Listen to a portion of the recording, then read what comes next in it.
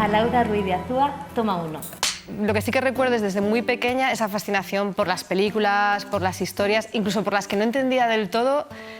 Eso yo creo que era lo que más me fascinaba del todo, esa cosa de querer volver a ver, de querer entender por qué este personaje ha hecho esto, esta sensación que me ha producido.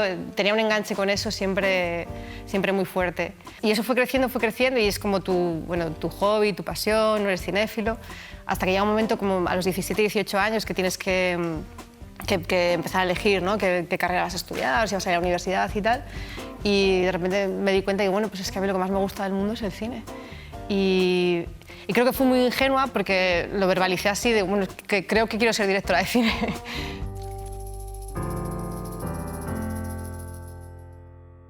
Ahora mismo estoy editando mi primera película, Cinco Lobitos, y Cinco Lobitos surge de... Bueno, surge realmente la semilla es la experiencia personal de mi primera maternidad, del año que fui madre, y no sé, me pareció una experiencia muy transformadora a muchos niveles, con muchas capas, muchas complejidades, y no sé, yo siempre he buscado mi refugio en los libros, en las películas, y me costaba como encontrar relato, ¿no? sobre la maternidad.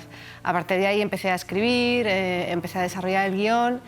Luego ha sido bonito el viaje porque empezó ahí, pero luego me ha llevado a otro sitio, a hablar más de las relaciones familiares entre madres, padres e hijos. Y ese fue un poco el germen, al final la experiencia personal yo creo que intentas como entender, abarcar, ¿no? Y luego, como yo creo que la mayoría de los procesos creativos, si les das un poquito el tiempo necesario, te llevan a otro sitio. Para comprometerte con un proyecto a largometraje, ya sea un proyecto personal o sea un encargo, sí que necesitas tener una conexión personal fuerte con el proyecto, porque eso va a ser al final el motor, el pozo donde saques las ideas, la ilusión, la motivación, las capas, la profundidad del proyecto, ¿no? Casi todos los gérmenes de mis historias tienen algo de una experiencia personal. Para mí es muy importante como saber de qué hablo y tener cierta profundidad con lo que hablo para poder ser concreta y específica y no caer en clichés. Por ejemplo, la maternidad, que tiene que ver con mi largometraje, ¿no? Creo que, por supuesto, hay maternidades muy distintas y experiencias muy distintas, pero sí que es verdad que nunca es como te lo imaginas. Bueno, me sorprendió cómo la maternidad sí cambia tu relación con tus padres. La manera que tienes que ver la manera en la que ves a tus padres cambia mucho, porque de repente entiendes mucho mejor cómo eran ellos a tu edad. Y es como un trasvase mucho más, una empatía como mucho más natural y te es mucho más fácil entender determinadas cosas que como hijo no entendías, ¿no? Y cuando tú te conviertes en padre o madre creo que ves a tus padres con mucha más compasión y mucha más empatía. Y luego está lo de idílica o no idílica, lo de, por ejemplo, creo que se habla, ahora empieza a haber más relato y se habla más, yo creo que es una cosa generacional y que es súper positiva, ¿no? También porque es verdad que yo que sé, la generación de mi madre fueron madres como a los 24 años, prácticamente salían de casa de sus padres y montaban una familia. Y nosotras hemos sido madres bastante más tarde, ¿no? Con recorrido profesional, ¿no? en mi generación, entonces un poquito diferente. Pero sí, yo creo que es... no sé, es esa sensación de que nadie te vende la maternidad como una crisis, ¿no? Como un proceso de cambio con altos y bajos y tal, y luego tiene más de eso que de otras cosas. Además, una cosa que te cambia y que no hay marcha atrás, porque eso sí que es un compromiso para siempre.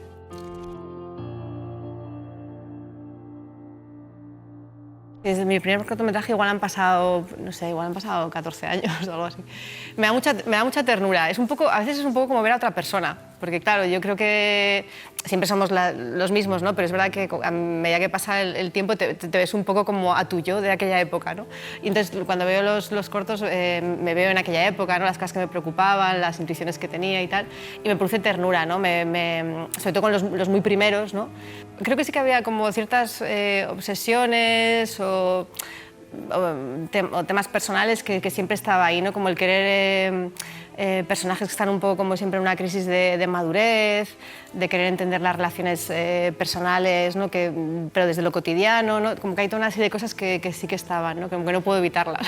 Es muy rico hacer cortos también porque no tienes presiones que tienes haciendo otros proyectos y te puedes permitir jugar más o probar cosas y seguramente eso de repente descubres otras cosas, ¿no? Entonces también eso es un aliciente para seguir haciendo cortos, por ejemplo.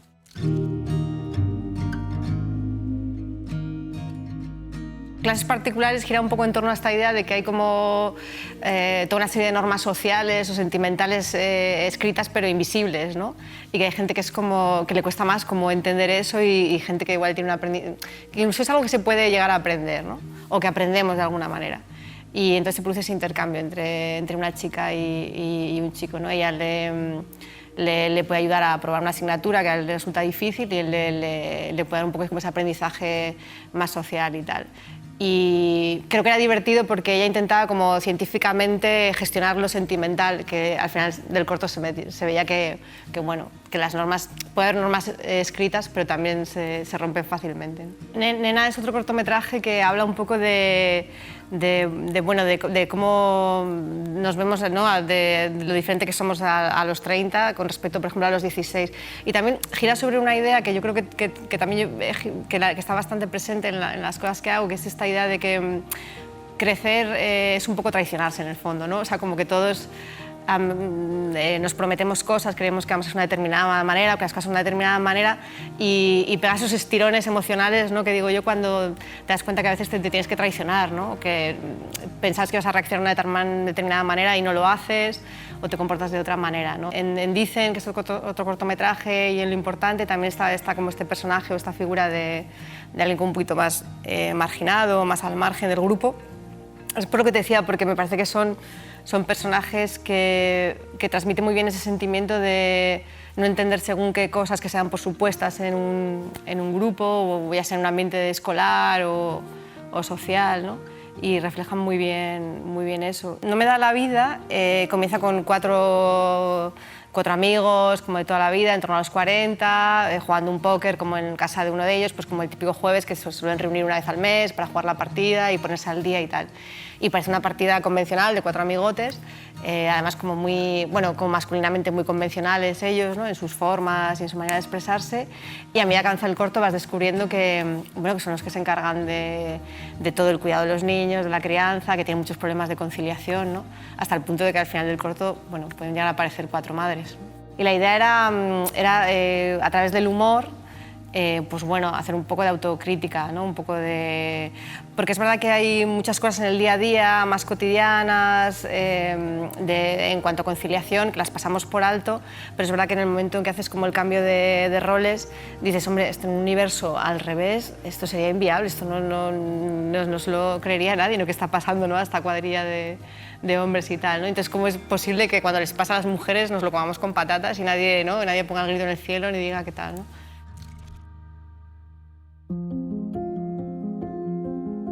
Estamos viviendo un buen momento para las directoras. Esto no quiere decir que todo sea igualitario, ni tal, pero sí que creo que es un mejor momento que hace, por ejemplo, 10 años, ¿no? Yo creo que ahora hay conciencia de que había una desigualdad, de que hay una serie de mecanismos que igual no funcionaban, o de que posiblemente por muchos factores, pero no había una igualdad de oportunidades ni una igualdad de cifras en cuanto a mujeres dirigiendo o en otros puestos.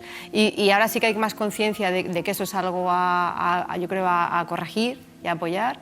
Y claramente se han tomado medidas y se siente, yo siento como que es un mejor momento, hay más interés seguramente que hace 10 años o así. Sí. O sea, yo lo que creo que es importante es que cada vez haya más productoras mujeres, igual que haya más directoras de fotografía. O sea, que lo que creo que es importante es que haya igualdad de oportunidades y que sintamos que se produce esa igualdad en todos los puestos. A la hora de las sensibilidades, yo ahí no creo que sea... no creo que sea significativo el hecho de ser mujer para conectar más o menos con esta historia o con otras historias. Por ejemplo, en mi caso, tengo un productor que es padre, que conecta muchísimo con la parte de la historia que tiene que ver con la maternidad o la paternidad, pero también tengo a una de mis productoras que no es madre y sin embargo le interesa muchísimo la otra capa de la historia que tiene que ver con el dejar de ser hijo o el volver a casa de unos padres mayores, ¿no? Entonces no creo que sea significativo eso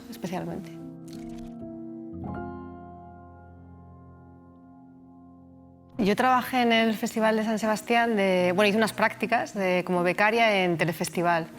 Había terminado comunicación audiovisual en la UPV y cogí las prácticas de aquí de Telefestival.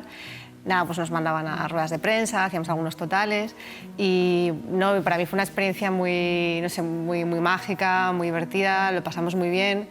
Fue el año además que venía Francis Ford Coppola, que para mí era siempre ha sido un director muy de referencia y entonces lo recuerdo con mucho cariño. Coppola fue muy importante para mí como a los 18, a los 19, de Rain People, la película de él de Llueve sobre mi corazón.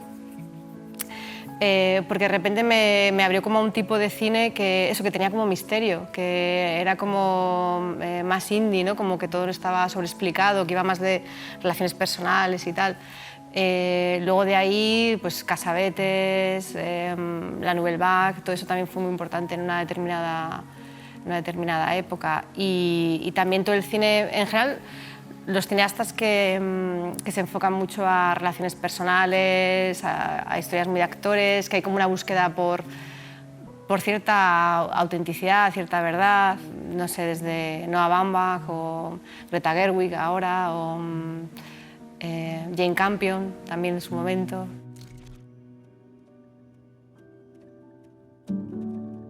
Yo he rodado mucha publicidad.